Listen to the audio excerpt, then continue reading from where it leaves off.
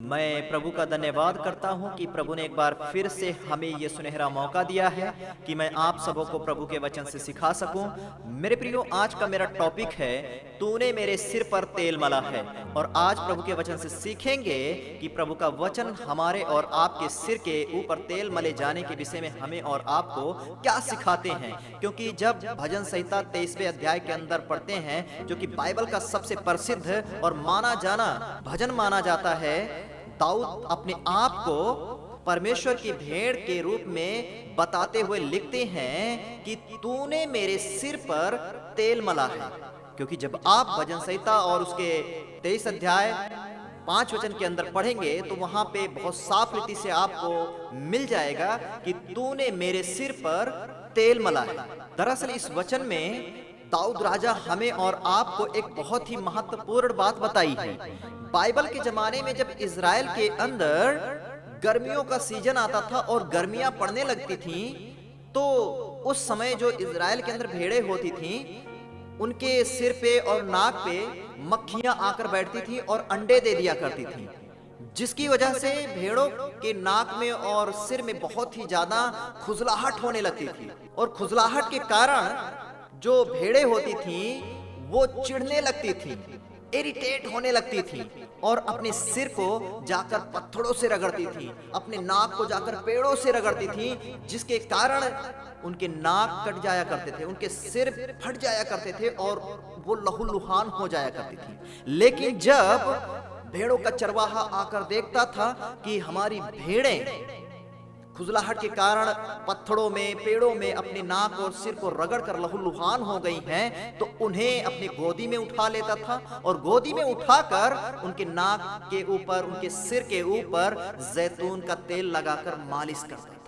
और जैतून के तेल से मालिश करने के बाद उनके दर्द कम हो जाते थे, उनके खुजलाहट कम हो जाते थे और फिर उन्हें थोड़ा सुकून मिल जाया करता था। साथ ही साथ सिर और नाक पे तेल लगे होने के कारण अब मक्खियां भेड़ों के सिर के ऊपर नहीं बैठ सकती थी, नाक पे नहीं बैठ सकती थी, जिसके कारण उन्हें सुकून और शांति मिल जाया करता था। और यदि बैठ भी जाया करती थी तो जब मक्खियां अंडे देती थी तो भेड़ों के सिर के ऊपर तेल लगे होने के कारण चिकनाहट बनी होती थी, और जब मक्खियां अंडे देती थी तो चिकनाहट के कारण अंडे फिसलकर गिर जाया करती थी और फिर जो भेड़ें होती थीं वो सुरक्षित बची रही। दाऊद राजा यह बात खुद के संदर्भ में परमेश्वर को बोल रहे थे। दाऊद खुद को एक भेड़ बता रहे हैं और परमेश्वर को एक अच्छे चरवाहे के रूप में बताते हुए लिख रहे हैं कि तूने मेरे सिर के ऊपर तेल मला है। और बता रहा था कि जब भी दाऊद के साथ ऐसा होता है तब परमेश्वर एक चरवाहे की तरह उसके साथ बर्ताव करता है और उसे सुरक्षा प्रदान करता है। गौरतलब है कि बाइबल में दुष्ट आत्माओं के एक प्रधान को या प्रधान दुष्ट आत्मा का नाम बताया गया है, जिसका नाम है बलाजबूब। क्योंकि जब दूसरा राजा 1 अध्याय 2, 3, 6 और 16 वचन को पढ़ते हैं तो यहाँ पे इस प्रकार से लिखा हुआ है, मैं आपके सामने पढ़ना चाहूंगा। अहज्या एक जालीदार खिड़की में से जो शेमरोन में उसकी अटारी थी गिर पड़ा और बीमार हो गया। तब उसने दूतों को यह कहकर भेजा, तुम जाकर एक्रोन के बलाजबूब नामक देवता से या पूछाओ कि क्या मैं इस बीमारी से बचूंगा कि नहीं। 3 में लिखा है, तब यहोवा के दूत ने तिस्बी एलिया से कहा, उठकर शेमरोन के राजा के दूतों से मिलने को जा और उनसे कह, क्या इज़राइल में कोई परमेश्वर नहीं जो तू एक्रोन के बलाजबूब देवता से पूछने को जाता है।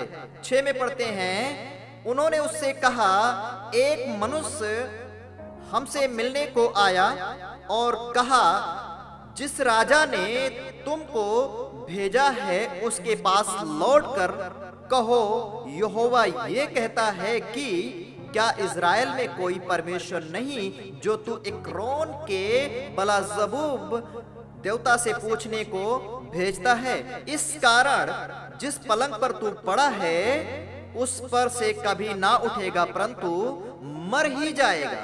16 में पढ़ते हैं, और उससे कहा, यहोवा ये कहता है, तूने तो एक्रोन के बलाजबूब देवता से पूछने को दूत भेजे थे, तो क्या इज़राइल में कोई परमेश्वर नहीं जिससे तू पूछ सके? इस कारण तू जिस पलंग पर पड़ा है उस पर से कभी ना उठेगा, परंतु मर ही जाएगा। मेरे प्रियो, यहाँ पे हम दुष्ट आत्माओं के सरदार के विषय में देखते हैं, दुष्ट आत्माओं के प्रधान के विषय में देखते हैं, जिसका नाम बलाजबूब है। और यही बातें हमें नए नियम में मिलता है, क्योंकि जब हम नए नियम के वचनों को पढ़ते हैं, मत्ती और उसके 12 अध्याय 25 से 28 वचन को, तो यहाँ पे भी परमेश्वर का वचन हमें बलाजबूब के बारे में ही कुछ बातें बताता है, जिसे हमें और आपको जानना बहुत जरूरी है। क्योंकि जब मत्ती रचित सुसमाचार 12 अध्याय और 25 से लेकर 28 वचन तक पढ़ते हैं, तो यहाँ पे इस प्रकार से लिखा हुआ है, उसने उनके मन की बात जानकर उनसे कहा, जिस किसी राज्य में फूट होती है वह उजड़ जाता है, और कोई नगर या घराना जिसमें फूट होती है बना ना रहेगा। और यदि शैतान ही शैतान को निकाले तो वह अपना ही विरोधी हो गया है, फिर उसका राज्य कैसे बना रह सकता है? भला यदि मैं शैतान की सहायता से दुष्ट आत्माओं को निकालता हूं, तो तुम्हारे वंश किसकी सहायता से निकालते हैं? पर यदि मैं परमेश्वर के आत्मा की सहायता से दुष्ट आत्माओं को निकालता हूं, तो परमेश्वर का राज तुम्हारे पास आ पहुंचा है। मेरे प्रियो, यहाँ पे हम बहुत साफ रीति से देख सकते हैं कि जब प्रभु यीशु मसीह लोगों के अंदर से दुष्ट आत्माएं निकालता था, लोगों को चंगाइयां देता था, लोगों को दुष्ट आत्माओं से आजाद करता था, तो बहुत सारे शास्त्री, फरीसी, सद्दूकी प्रभु यीशु मसीह के ऊपर दोष लगाते थे और प्रभु यीशु मसीह के कार्य को शैतान का काम बताने लगते थे। लेकिन प्रभु यीशु मसीह ने यहाँ पे क्या कहा है कि यदि शैतान ही शैतान का विरोधी हो जाए तो उसका राज तो उजड़ जाएगा। यदि शैतान ही शैतान को निकालना चालू कर दे तो उसका राज कैसे बना रह सकता है? तो क्या कभी भी शैतान खुद शैतान को निकाल सकता है? नहीं निकाल सकता। लेकिन लोग जो है प्रभु यीशु मसीह के उस महान कार्य को नजरअंदाज करते हुए प्रभु के ऊपर दोष लगा रहे हैं। और मैंने तो आपके सामने मत्ती के 12 अध्याय 25 से लेकर 28 वचन तक पढ़ा है, लेकिन एक वचन और हम यहाँ पे पढ़ते हैं तो यहाँ पे क्लियर हो जाता है। मत्ती रचित सुसमाचार उसका 12 अध्याय और 24 वचन को पढ़ते हैं तो लिखा है, परंतु फरीसियों ने यहाँ सुनकर कहा, या तो दुष्ट आत्माओं के सरदार बलाजबूब की सहायता के बिना दुष्ट आत्माओं को नहीं निकाल सकता। अब यहाँ हम देख सकते हैं कि जब प्रभु यीशु मसीह परमेश्वर के सामर्थ के द्वारा दुष्ट आत्माओं को निकालते थे, तो शास्त्री और फरीसी इतना ज्यादा संसारिकता में लुप्त हो गए थे, इतना ज्यादा शैतान ने उनके मनों को कंट्रोल कर लिया था कि परमेश्वर के काम को वो दुष्ट आत्माओं का काम बता रहे हैं। और यहाँ पे कह रहे हैं कि ये तो दुष्ट आत्माओं के सरदार बलाजबूब की सहायता से दुष्ट आत्माओं को निकालता है। लेकिन प्रभु यीशु मसीह ने उन शास्त्री और फरीसियों की बातों को खंडन करते हुए कहा, यदि जिस किसी राज्य में या नगर में फूट होती है तो वो बना नहीं रह सकता है। यदि शैतान ही शैतान को निकालने लगे तो उसका राज तो उजड़ जाएगा। लेकिन मैं परमेश्वर के सामर्थ्य से दुष्ट आत्माओं को निकाल रहा हूं, और ये समझ लेना कि परमेश्वर का राज तुम्हारे बीच में आ गया है। मेरे प्रियो, यहाँ पे हमारे बताने का मतलब है कि बलाजबूब को दुष्ट आत्माओं का प्रधान माना जाता है, जिसके नियंत्रण में बहुत बड़ी संख्या में दुष्ट आत्माएं पाई जाती हैं। मेरे प्रियो, बलाजबूब जो नाम है वो एक हिब्रू नाम है, जिसका मतलब होता है मक्खियों का देवता। यानी प्रतीकात्मक रूप से दुष्ट आत्माओं को बाइबल के जमाने से मक्खियां बोला जाता रहा है। राजा दाऊद ने खुद की तुलना एक भेड़ से की है और परमेश्वर के लिए बताया है कि वह उसके सिर पर तेल मलता है। तो यहाँ पे राजा दाऊद दो संदर्भ में बात कर रहा था।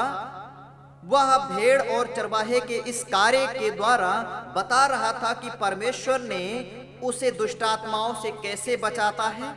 जब राजा दाऊद को दुष्ट आत्मा पाप में गिराने की कोशिश करती है या राजा दाऊद को कष्ट देती है, तो परमेश्वर ने एक चरवाहे की तरह राजा दाऊद को संभालता और उस पर तेल मला करता था, अर्थात अपने पवित्र आत्मा से उसका अभिषेक किया करता था। क्योंकि पुराने नियम में अभिषेक करने के लिए मसाक शब्द का ही उपयोग हुआ है, जिसका अर्थ है तेल मलना। राजा दाऊद अपने भजन के द्वारा पवित्र आत्मा के अभिषेक के बारे में एक बहुत ही गहरी बात हमको और आपको बता रहा था। दाऊद राजा बता रहा था कि जैसे भेड़ को मक्खियों के अंडों से जैतून का तेल बचाता था, वैसे ही हर एक चुने हुए विश्वासी को दुष्ट आत्माओं के हमलों से पवित्र आत्मा बचाता है। और एक बार जब परमेश्वर किसी का पवित्र आत्मा रूपी तेल से अभिषेक कर देता है, उसके बाद दुष्ट आत्मा की कोई सी भी योजना उस व्यक्ति पर प्रबल नहीं हो पाती, क्योंकि अब पवित्र आत्मा रूपी तेल उस विश्वासी के ऊपर मला जा चुका है। इसलिए हमें और आपको इस बातों को ध्यान रखना है कि परमेश्वर हमारे और आपके सिरों के ऊपर अपने पवित्र आत्मा के तेल से तेल मला है और हमारा और आपका पवित्र आत्मा के अभिषेक से अभिषेक किया है। क्योंकि जब भजन संहिता 23 अध्याय और उसके 5 वचन को पढ़ते हैं, तो यहाँ पे हम बहुत साफ रीति से परमेश्वर के वचन को पढ़ सकते हैं। जैसा कि लिखा है, तू मेरे सताने वालों के सामने मेरे लिए मेज बिछाता है, तूने मेरे सिर पर तेल मला है, मेरा कटोरा उमड़ रहा है। मेरे प्रियो, परमेश्वर ने आपको अपने पवित्र आत्मा रूपी तेल से अभिषेक किया है, आपके सिर के ऊपर तेल मल दिया है। और अब यदि आप किसी डर में हैं, किसी भय में हैं, किसी दुष्ट आत्मा के बंधन में हैं, तो आप अपने परमेश्वर के सामने जाएं और परमेश्वर के इस वचन को बोलें कि प्रभु, तूने मेरे सिर के ऊपर तेल मल दिया है और मेरे सताने वालों के सामने तूने मेज बिछा दिया है। तूने अपने पवित्र आत्मा के आग के बाड़े को हमारे चारों ओर डाल दिया है। मेरे प्रियो, आज मैं आपको उत्साहित करते हुए बताना चाहता हूं कि जब परमेश्वर आपके ऊपर अपने पवित्र आत्मा रूपी तेल से अभिषेक कर चुका है, तो आपको डरने की जरूरत नहीं, बल्कि आपको एक भेड़ के रूप में सच्चे चरवाहे के हाथों में सौंपने की जरूरत है। क्योंकि प्रभु हमारा और आपका सच्चा चरवाहा है और हमें और आपको प्रभु यीशु मसीह एक चरवाहे के रूप में हमेशा अपने गोद में उठाकर चलेगा, जिससे हमें और आपको कोई हानि ना हो, कोई नुकसान ना हो और दुष्ट आत्माएं हमारे और आपके ऊपर अटैक करके हमें और आपको पाप में या किसी बीमारी में गिरा ना सकें। इसलिए प्रभु हमारे और आपके चारों तरफ अपने लहू के द्वारा बाड़ा बांध कर रखे। प्रभु आप सबको इस वचन के द्वारा बहुत आशीष दे। सबको जय मसीह की। फिर मिलते हैं एक नए संदेश के साथ। तब तक के लिए आप अपना ख्याल रखें। God bless you.